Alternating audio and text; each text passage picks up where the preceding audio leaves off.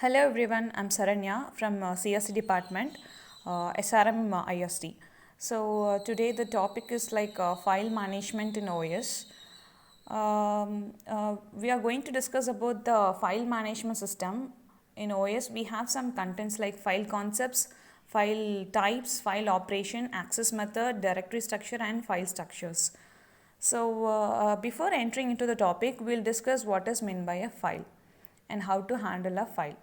So, in general, this file system consists of two distinct parts. One is like collection of file, another one is like directory structures.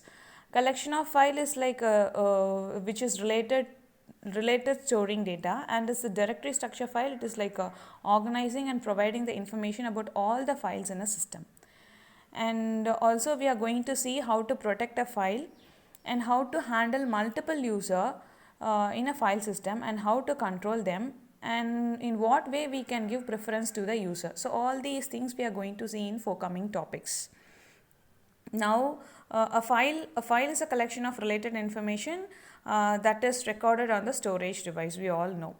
Then generally we all know these computers are store the information on several different storage devices like storage medias magnetic disk, magnetic tapes and optical disk, so that the computer system will be convenient to use, and the operating system provides a uniform logical view of the information storage. So the operating system abstract physical properties of all these storage devices to define a logical storage unit which is called as files, and these files are mapped by the operating system into physical addresses, so that these storage devices are usually non-volatile, so that the content are persistent through the power failures and also system reboots. So we have a general idea about what is meant by a file and how it will work on the file. And as we discussed the types of file, it is like ordinary file and directory file. Like these files are named as a collection of related information that is recorded on the secondary storage, and we have some file attributes we have to know about it. File attribute contains name, identifier, type, location, protection, date, time and the user identification. All these comes under the file attributes. So before creating a file we should understand these file attributes, and in what way we have to submit these file we have to understand. Then like file operations, like we have creating a file, writing a file, reading a file, repositioning a file, deleting a file and truncating a file. So also we have like file pointers, disk location on file, accessing the rights, giving rights to the accessing files, and also.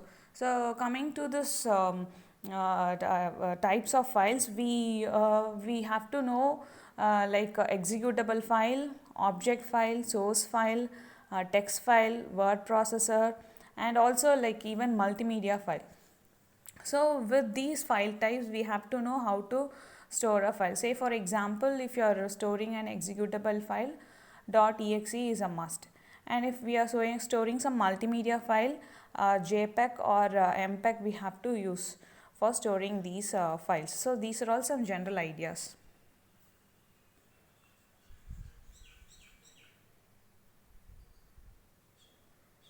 And also here they have given like device file and FIFO file information, and also some file operations like create, delete, open, read, write, append, seek, get attribute, set attribute and rename. So all these are like file operations or file attributes we can say. And also we must understand file directory structure, and for file directory structure, that is a second type of file which we have to know about, how to search a file, how to create a file, how to delete a file from the directory, how to list a file from the directory, and how to rename a file in a directory. All these things we have to know. And in directory structure we have three different types of directory. One is like single level directory, second one is two level directory, another one is hierarchical, which is otherwise called as tree directory. In single level directory you could see a diagram with the directory and some files has been highlighted. So actually the simplest directory is some single level directory. All the files are contained in the same directory, which is easy to support and understand.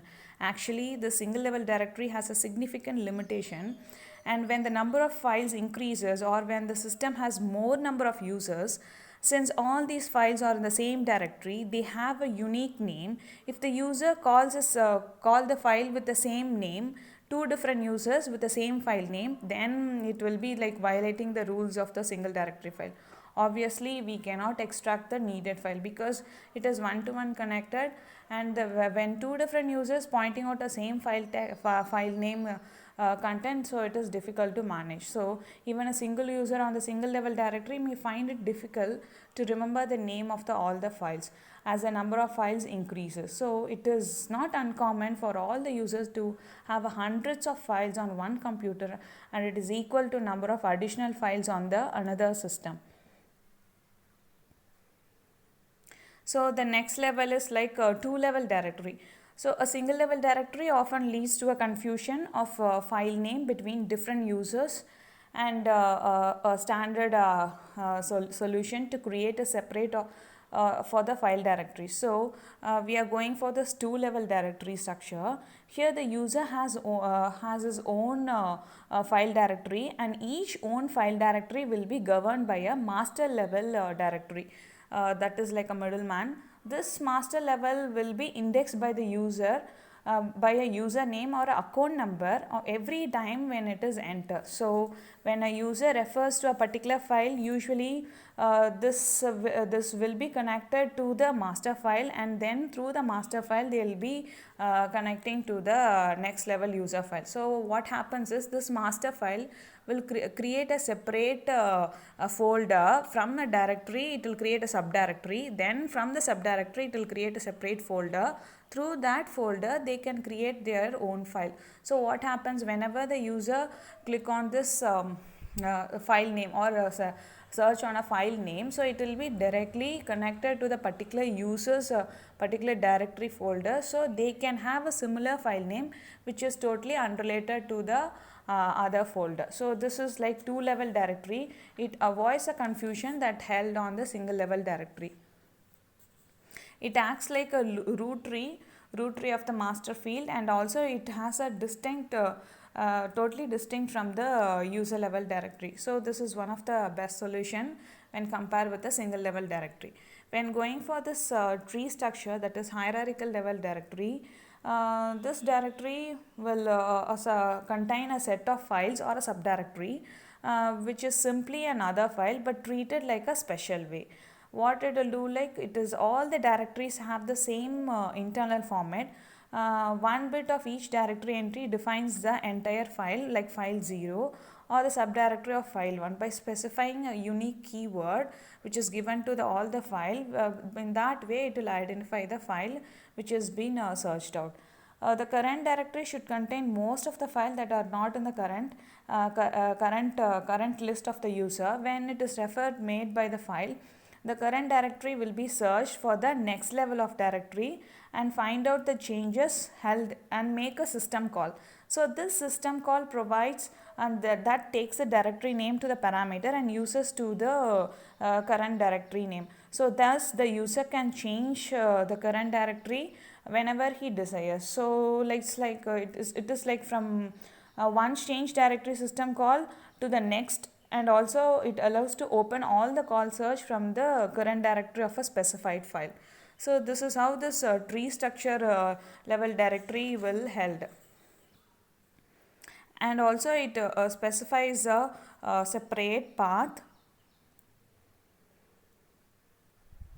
starting from the root, user, and to the particular file. So it is like maintaining a separate path. So this is how this file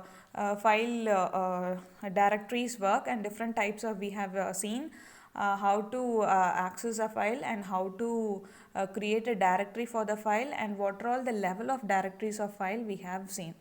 Thank you.